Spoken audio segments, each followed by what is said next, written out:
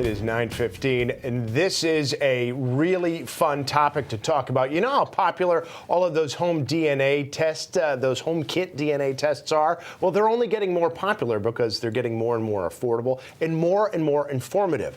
I'm happy to have with me right now a naturopathic doctor who has very closely studied genes, Dr. Jennifer Stagg, joining me right now to talk about all the different things that they can and can't do. Glad to have you on the show, Doctor. Thank you for having me. Glad to have you here. Do you want to just talk about, first of all, why they're becoming so popular with accessibility and price? Right, yeah. So in very recent months, even, the prices have dropped on some of those holiday specials. Some people have gotten those for presents for over the holidays.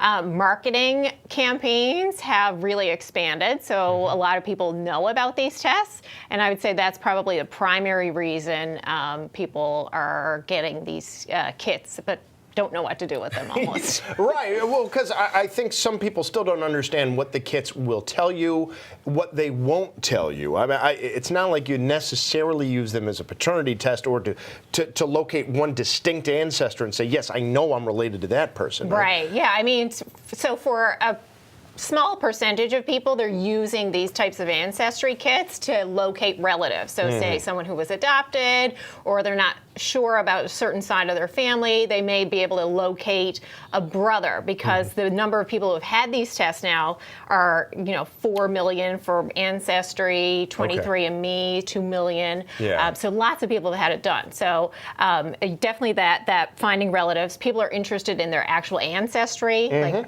do they have Italian ancestry, Jewish ancestry? Yeah. But then the DNA health piece, which 23andMe is the online kit that you can just order on your own and find out health information. Yeah, what do you find out when you go through that? Yeah, 23andMe guidelines have changed a little bit over the last couple of years, and so now you can find out if you have specific genes for genetic diseases.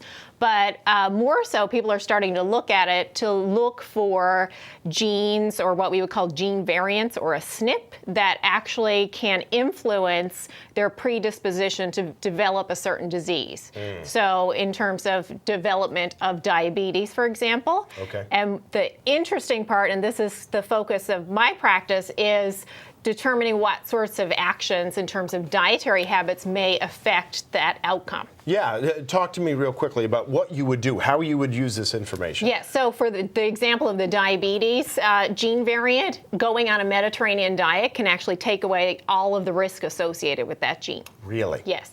Well, there you go right there. And as more and more people do them, especially on the genealogical side, the more specific you can get those results, because they compare them amongst big databases. So it's just getting more and more popular. I think I want to try and do it. I know my wife does too. Thank you so much, Doctor. Glad to have you here.